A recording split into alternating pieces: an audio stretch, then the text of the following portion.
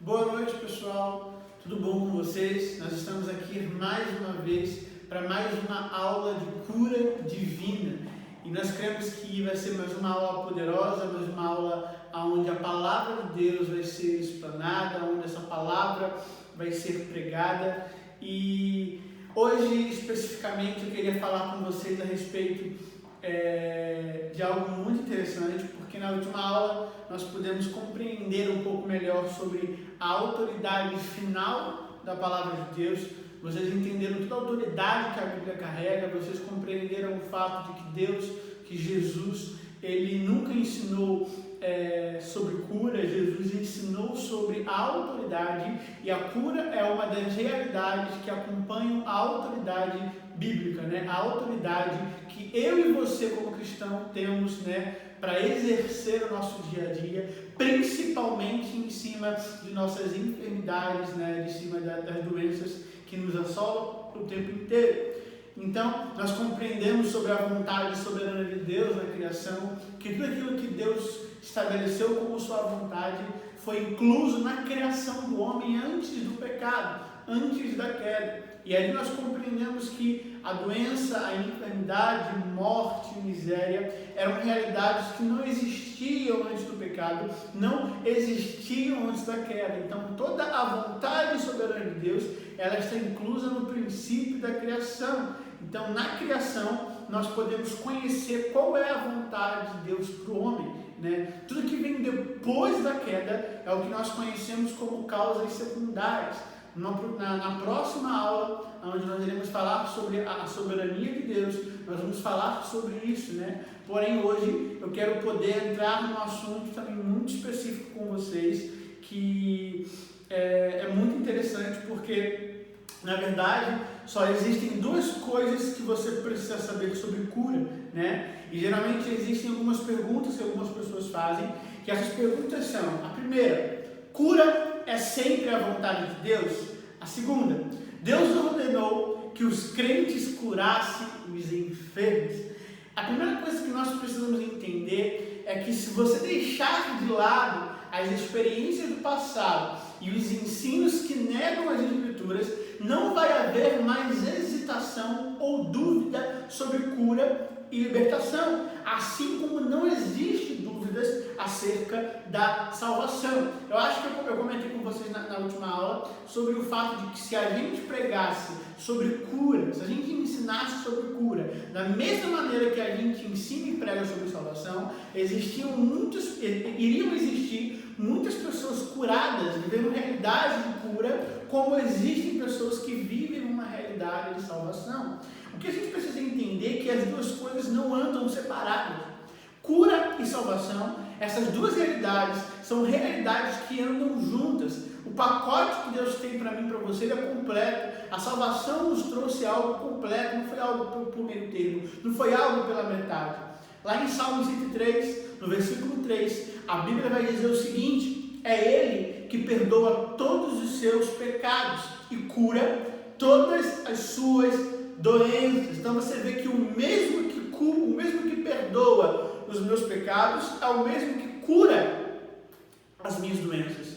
Por exemplo, em Isaías 53, ele vai falar, né, que ele foi transpassado por conta das nossas iniquidades, moído por conta das nossas transgressões, e o castigo que nos traz a paz estava sobre ele, e por suas pisaduras fomos sarados. Ou seja, você vê que nesse mesmo contexto de Isaías 53, assim como em Salmo 103, ali está falando tanto sobre a cura da alma, a salvação, como a cura do corpo, a cura física.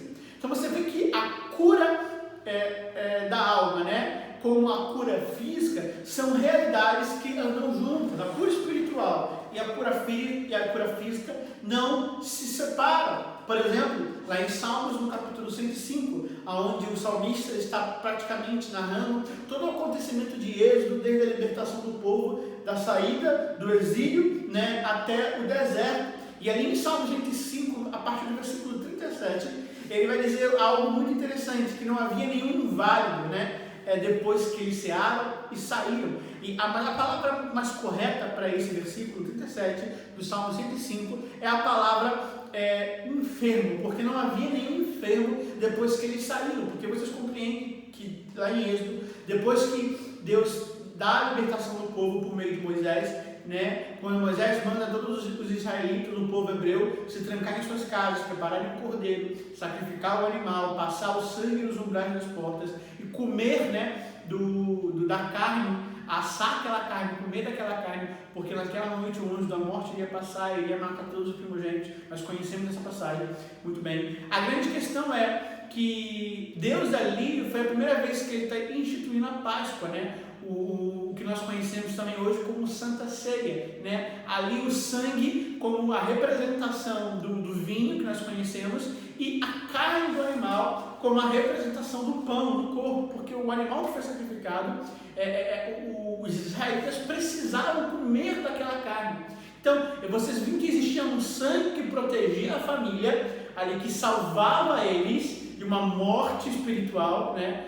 Ao mesmo tempo, o corpo que eles comiam, que representava a cura, porque a Bíblia ali está falando em Salmos 105, 37, que não havia nenhum inválido, não havia nenhum enfermo, e olha que eram milhões de judeus, e entre milhões de judeus, todos saíram com a saúde plena do Egito, com a saúde perfeita, restaurados, não havia inválido, não havia doença. Por quê? Porque eles compreenderam a aliança que Deus estava estabelecendo naquele momento. A representação ali da Santa Ceia, da Páscoa, né? Como hoje nós conhecemos, Cristo morreu por mim e por você, entregou o seu sangue, entregou o seu corpo, o sangue que nos justificou e nos trouxe salvação. E o corpo, né, que representa aquilo que foi moído, né, foi ferido por conta das nossas iniquidades e por conta das nossas doenças. E é por isso que diz que pelas suas pisaduras, né, a expressão pisaduras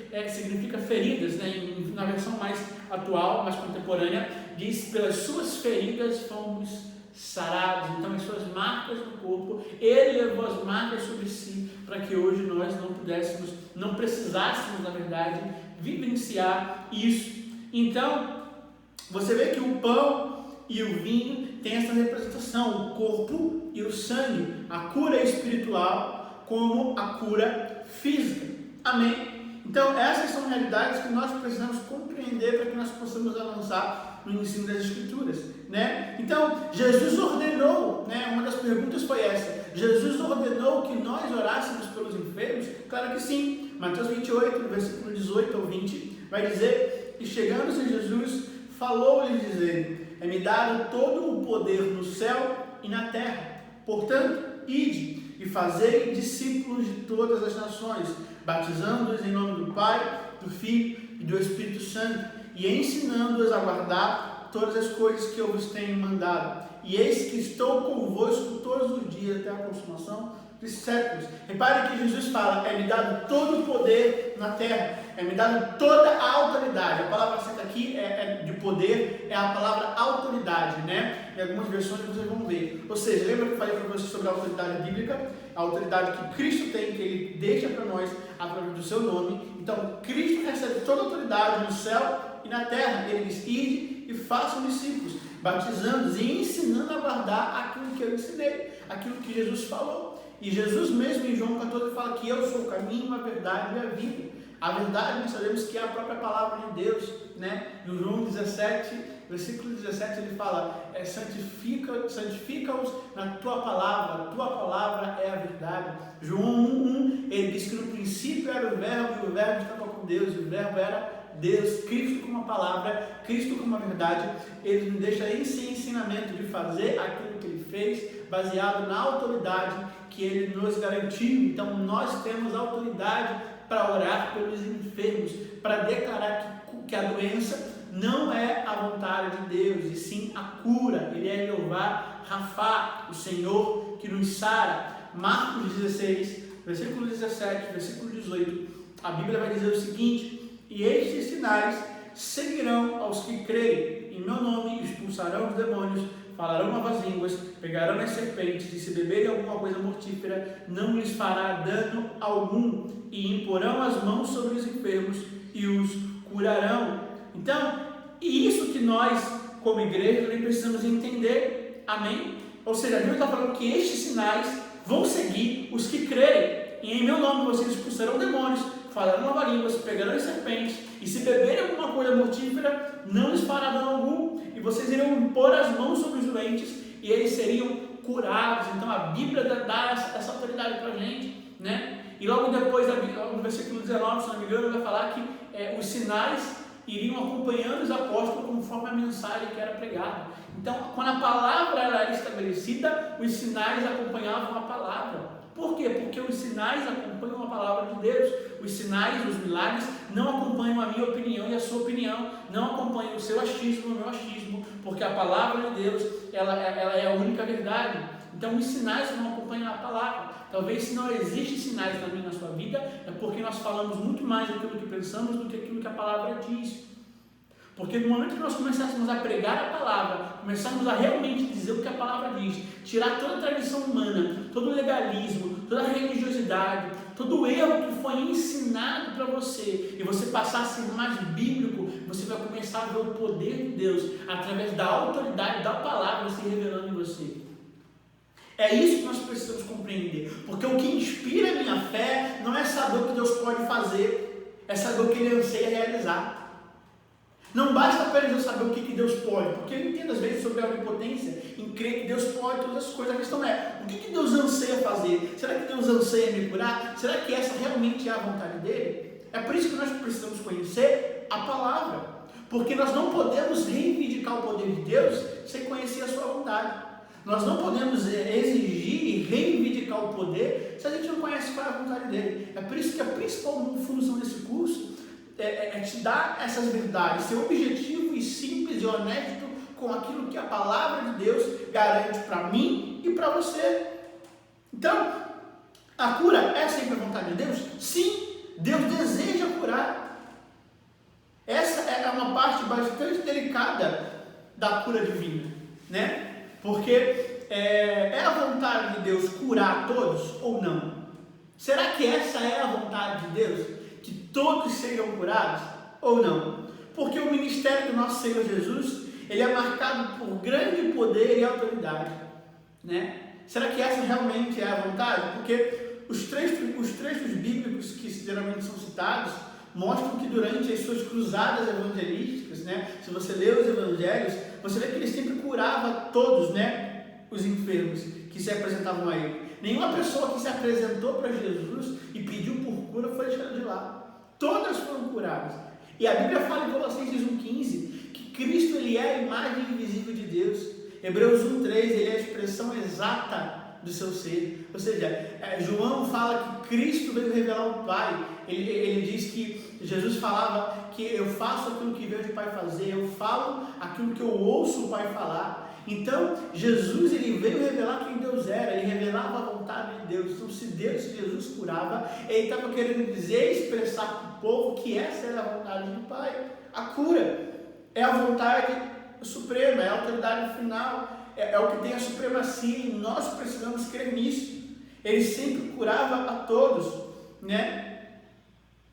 E expulsava os demônios, lá em Lucas 4,40, se você quiser anotar e conferir. Mateus do capítulo 8 em diante, você vai ver isso, né? Especificamente no versículo 16. Mas se você ler o capítulo 8 de Mateus, quando ele começa o ministério de cura, então quem passava por Jesus era curado. Não há nenhum relato bíblico de que Jesus tenha deixado um único enfermo sem ser curado, ou que estava oprimido, ou oprimido sem ser liberto. Ao contrário, todos procuravam tocar nele, porque dele saía poder que curava a todos. Lucas 6,19, como por exemplo a passagem da mulher, né, que estava lá 12 anos sofrendo, né, ela estava com muito sangue. Então, aquela mulher ali que estava sofrendo 12 anos, né, a Bíblia relata que ela, ao tocar em Jesus, ela extrai o poder dele.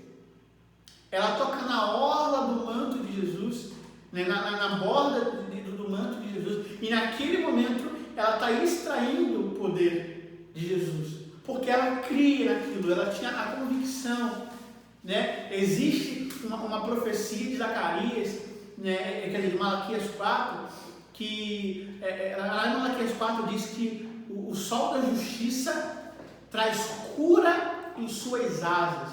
Existia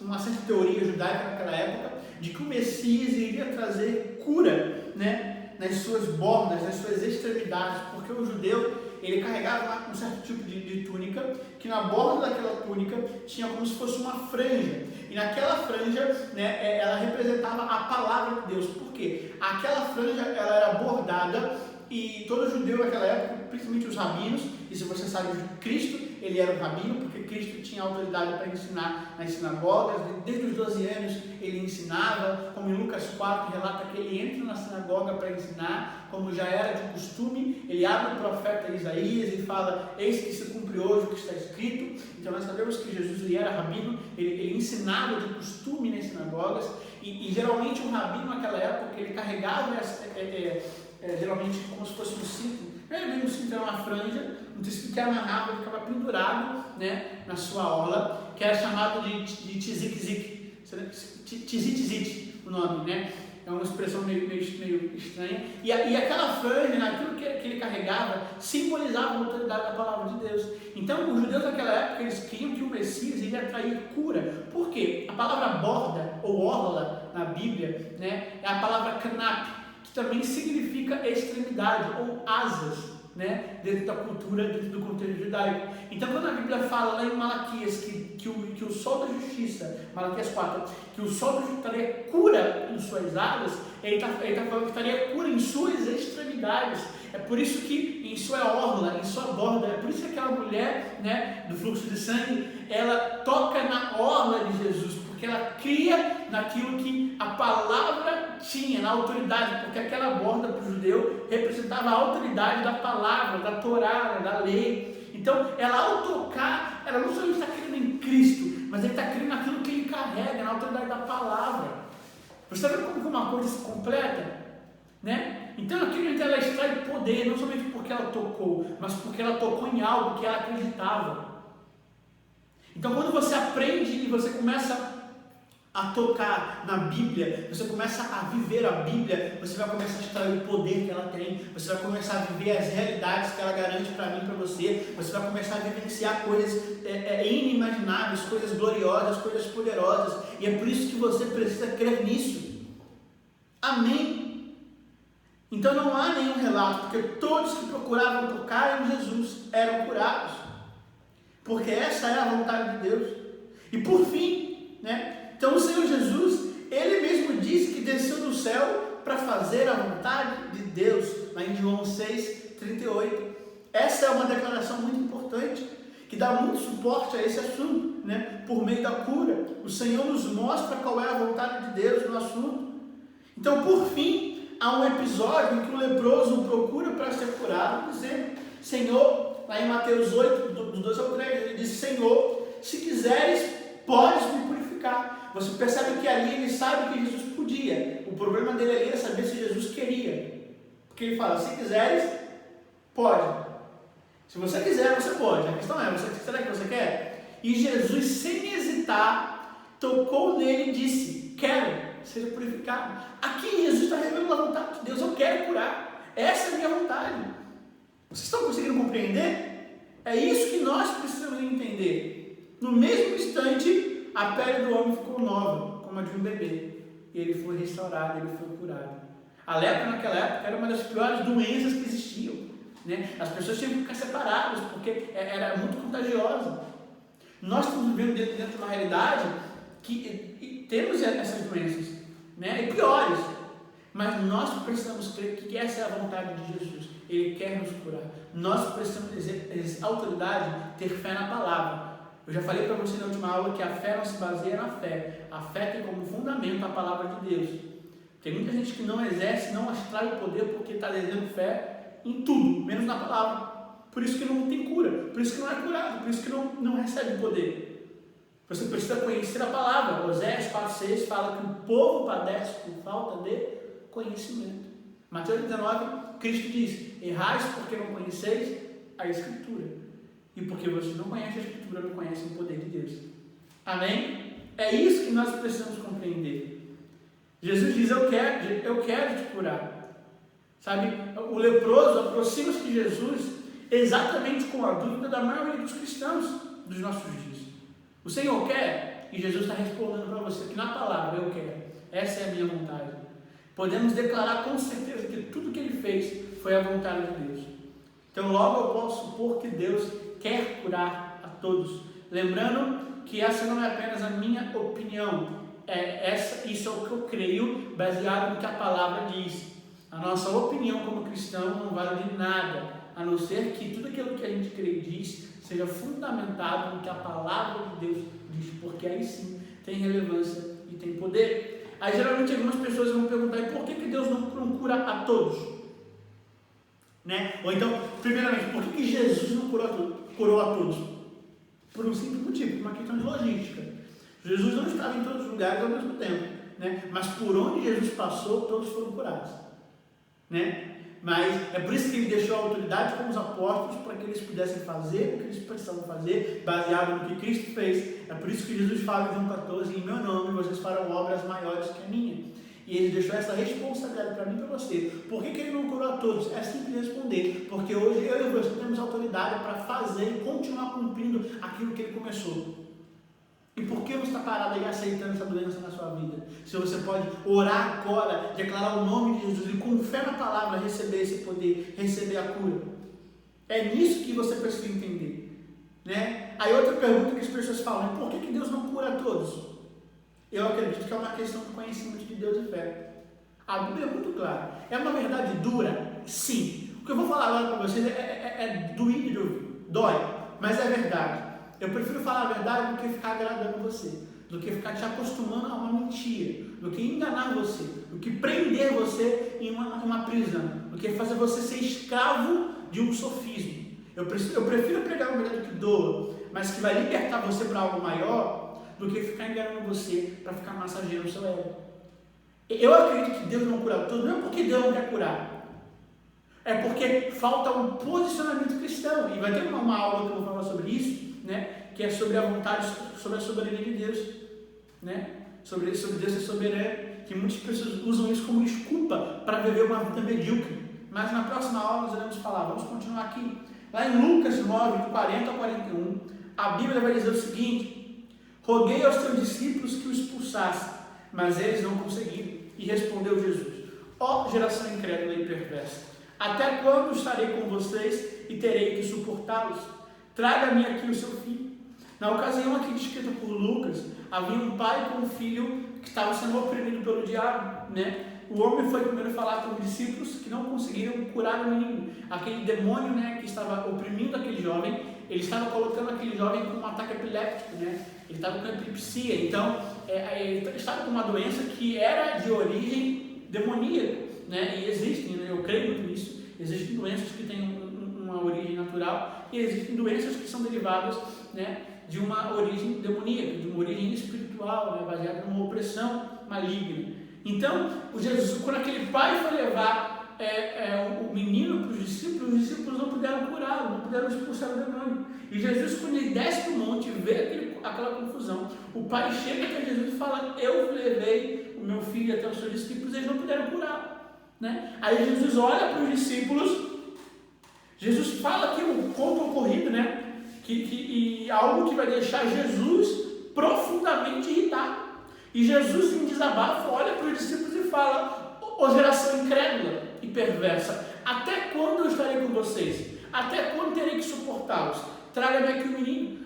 Até quando vocês vão depender de mim? Eu já me ensinei para vocês que eu estou dando autoridade para que vocês façam isso. Vocês não precisam de mim, não. Vocês não precisam esperar Deus curar, porque é você que vai exercer autoridade, é você que vai exercer responsabilidade baseado naquilo que Deus já garantiu para você. É por isso que você precisa conhecer a palavra. É por isso que Filipenses 2,13, Paulo vai dizer que é Deus que opera através de nós o querer e o efetuar. É por isso que em Efésios 3,20 ele diz que Deus pode fazer infinitamente mais, além daquilo que pedimos ou pensamos, baseado no poder que opera em nós. Ou seja, é através de mim e de você que Ele vai operar a cura. É através de mim e de você que Ele vai declarar aquilo que as pessoas precisam ouvir. Porque Jesus já fez tudo o que precisava ser feito. Hoje, nós precisamos exercer uma posição. Nós precisamos entender. E a grande questão aqui, Jesus fala: ó geração incrédula. O problema é que estava na na incredulidade. Aí você vai falar, caraca, os discípulos estavam sentando com Jesus, eles caminhavam com Jesus, e eles eram incrédulos. Esse é o problema, né? Você vê que nem o fato deles andarem com Cristo, né, tirava a responsabilidade de exercer uma verdadeira e genuína fé baseada na palavra. Até mesmo os discípulos caíram nisso, né? Pecaram nisso. Jesus aqui, ele está atribuindo a ausência da cura divina à falta de fé. E em seguida, ele cura o menino, né? E os discípulos chegam até ele e falam, mestre, por que o Senhor conseguiu e eu não? Aí ele responde, né? Se tiverem fé no tamanho de grão de mostarda, poderão fazer o que quiserem, baseado na minha vontade. O problema ali era a fé. Por que muita gente não é curada? Por falta de fé. É duro ouvir isso? Sim, mas é a verdade. Pelo menos é a verdade bíblica. Me fala aí qual é o outro motivo. Não tem. Porque Deus se revela como aquele que quer curar. E hoje nós, como igreja, somos a expressão de quem Ele é por meio daquilo que Cristo garantiu para nós. Se você não se posiciona, Deus não é revelado. Se você não tem posição, não tem como Deus ser manifestado, não tem como a cura ser manifestada. Porque Deus deixou um corpo. Ele é o cabeça, né? 1 Coríntios 2,16, 1 Coríntios 2,16 fala que nós temos a mente de Cristo. Ele é o cabeça de um corpo, Efésios 2,20. E esse corpo está acima de toda autoridade, todo principado e tudo que existe na terra. E Satanás foi colocado debaixo dos pés desse corpo. E esse corpo é a igreja. Ou seja, dele vem os pensamentos, dele vem a direção, dele vem a ideia, porém quem executa somos nós. Dele vem a palavra, agora quem põe em prática é eu e você. Quem opera é eu e você. O problema é que eu e você temos o costume de limitar Deus naquilo que pedimos, naquilo que pensamos. Por quê? Porque nós não conhecemos a palavra, porque nós não conhecemos a sua vontade. O problema é a falta de fé, porque tem muita gente no mundo que diz ter fé, mas não tem. Não é a fé do tipo de Deus, porque a fé do tipo de Deus é uma fé que se baseia na palavra. A fé que nós recebemos quando nós nascemos de novo é essa fé que tem como fundamento a palavra de Deus. É por isso que Romanos 10,17 fala, a fé vem pelo ouvir a palavra. A fé não vem porque você pensa que é certo. A fé vem porque você ouve a palavra te garante. Então Jesus atribui a ausência da cura à falta de fé. É duro, mas é a verdade. Nós precisamos ter uma fé na palavra. Para quê? Para vivenciar e andar à altura das realidades que Ele quer que nós andemos. Então sabemos que a fé, ela é o produto do conhecimento de Deus, né? Baseado em Romanos 10,17. Se não temos conhecimento de que é a vontade de Deus, curar todos, logo não creremos. Logo não iremos crer. Se não cremos, não há glória de Deus. Se não cremos, não há poder. Se não cremos, não há revelação. Se não cremos, não há manifestação sobrenatural. Nós precisamos crer com a absoluta verdade nisso. Perceba que em Nazaré o Senhor Jesus não pôde operar muitos milagres, né? E não foi porque faltou poder, mas porque o povo não acreditou, porque o povo era incrédulo.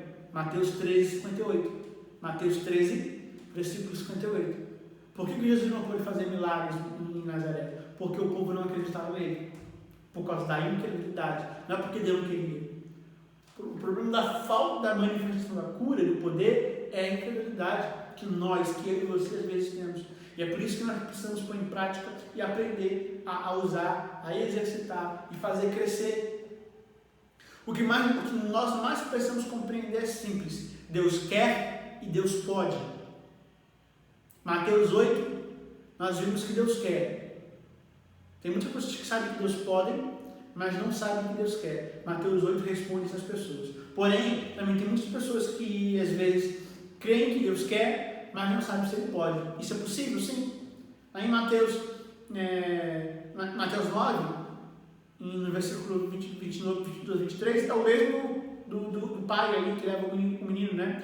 Ele fala que muitas vezes, né, lá ele diz assim, que muitas vezes o diabo, né, o tem lançado no fogo, na água para matá-lo. Mas se podes fazer alguma coisa, tem compaixão de nós e nos ajuda. Olha o que ele fala, se podes fazer, ou seja, se tu puder, ele sabia que ele queria.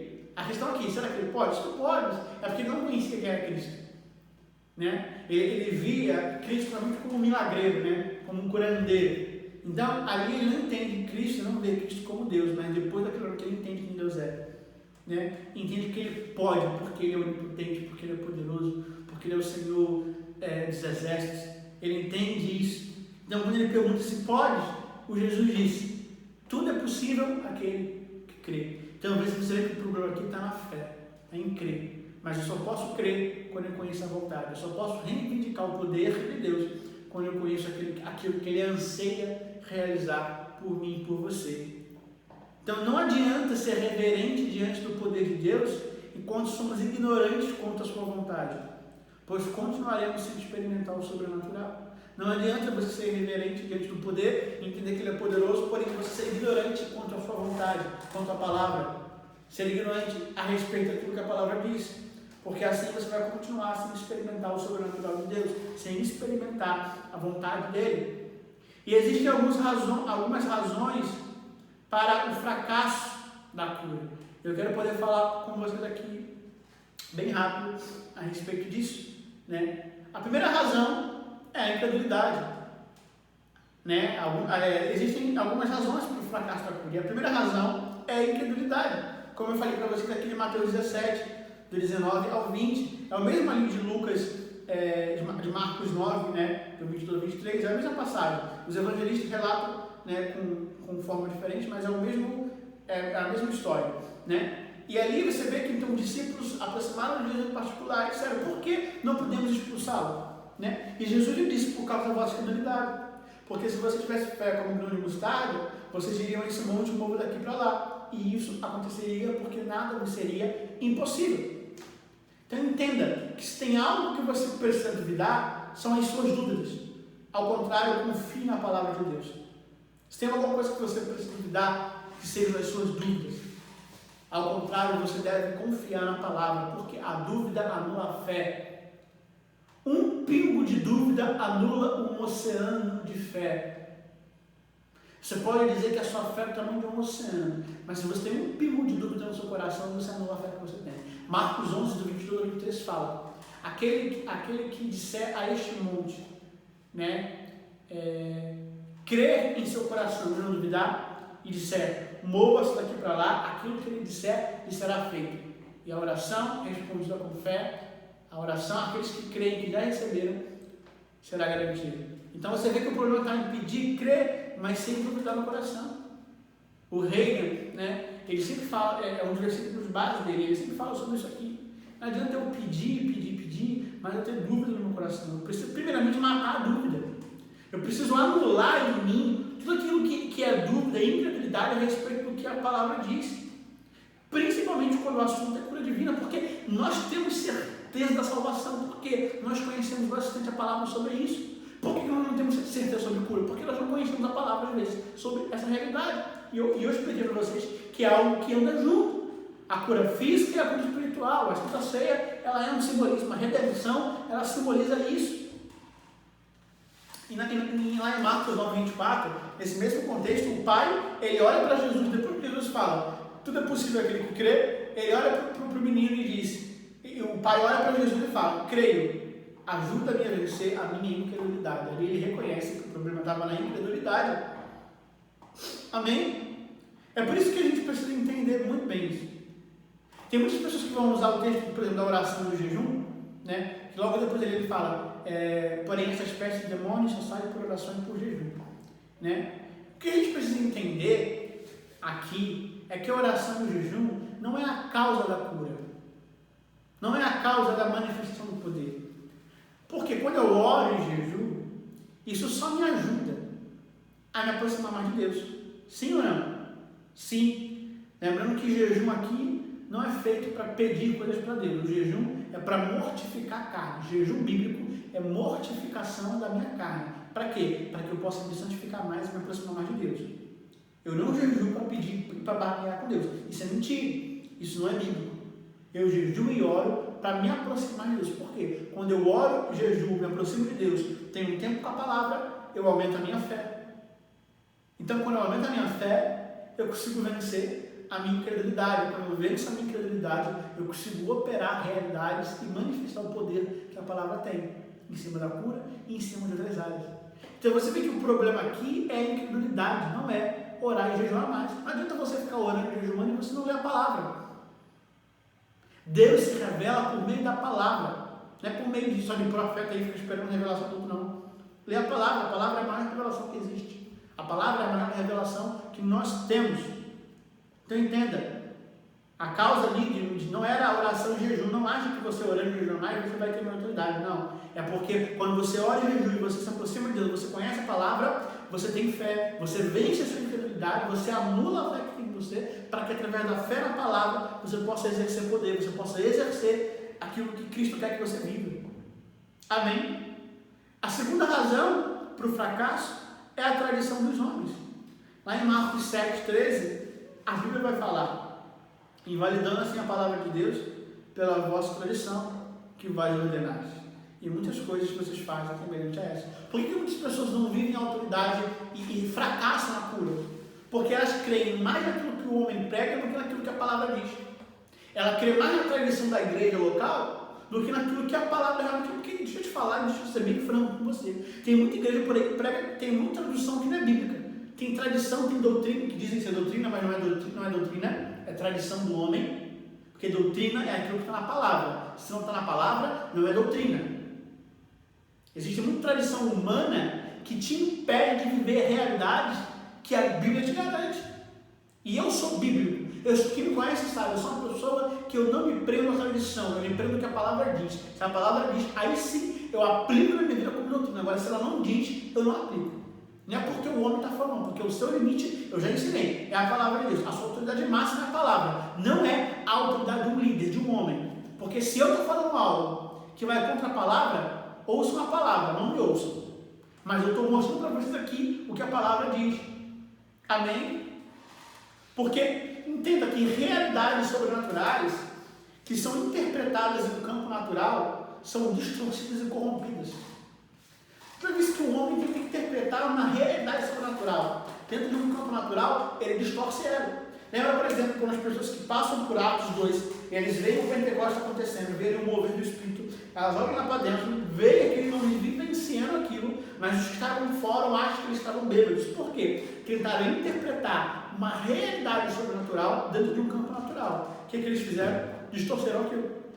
Tem muita gente que quer falar do que não vive, do que não vivencia, do que não experimenta, e acha que tem autoridade para falar. E é por isso que distorce.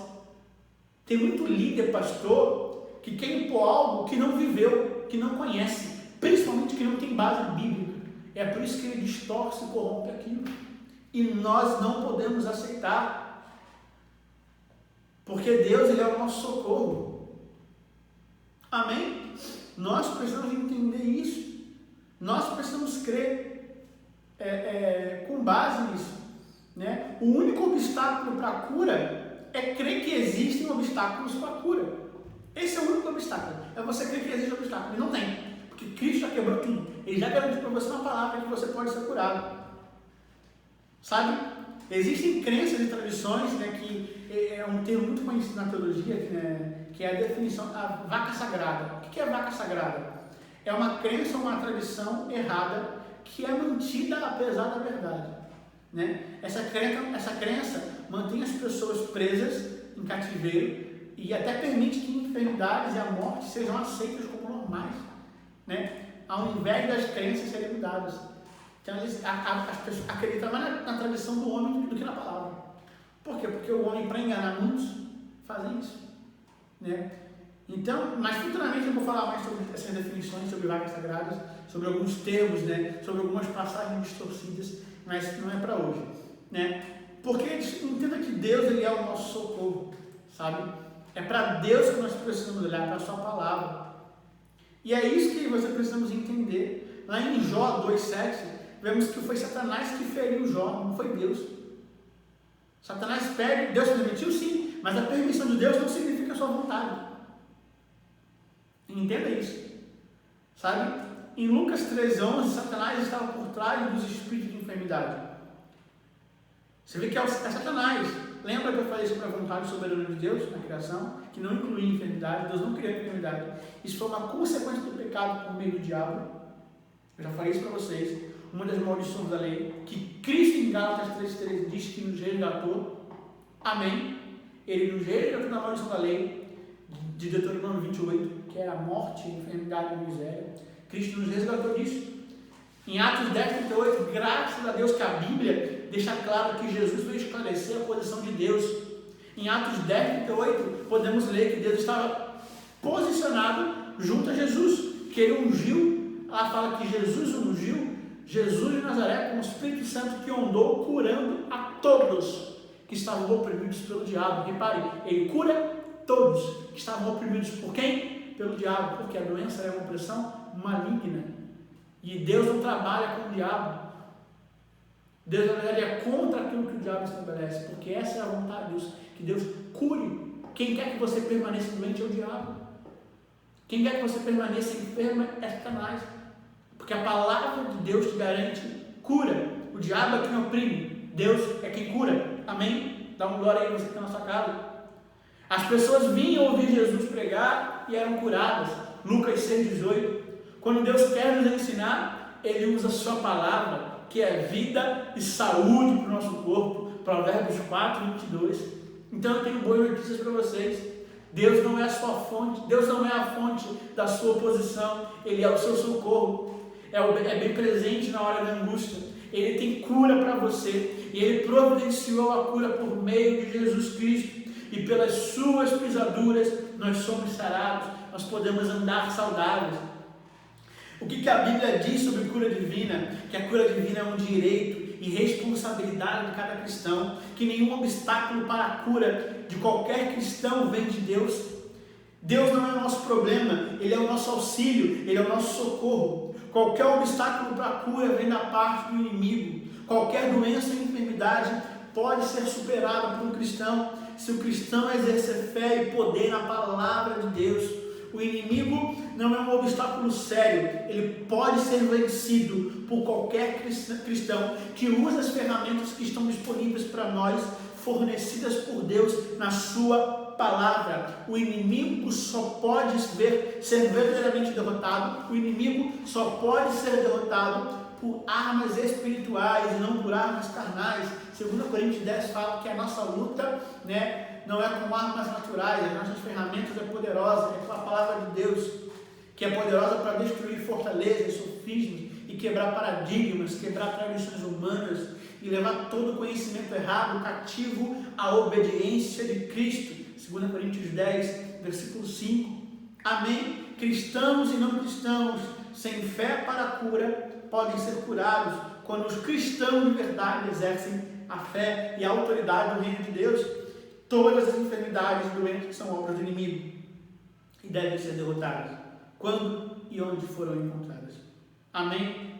Isso eu quero poder deixar bem claro para vocês aqui nessa aula, para que vocês possam entender. Amém? É isso que Jesus veio fazer. E o que ele veio fazer? Ele veio curar você. Ele veio trazer essa realidade para você. Então que você fique com essa palavra, você fique com essa aula. Que Deus te abençoe de forma poderosa. Se você quiser voltar para assistir, volta, porque o vídeo vai ficar gravado aqui no canal do YouTube. E nessa aula vocês entenderam qual é a vontade de Deus para a cura. É a vontade dele. Ele se revela nisso, em sua palavra. Confie na palavra. Vença a sua incredulidade lendo a Bíblia. Vença a tradição dos homens. Fique com aquilo que a palavra diz, não aquilo que os homens dizem. Amém? Deus possa abençoar vocês. Fiquem na paz. Se cuidem. Tchau. Deus te abençoe.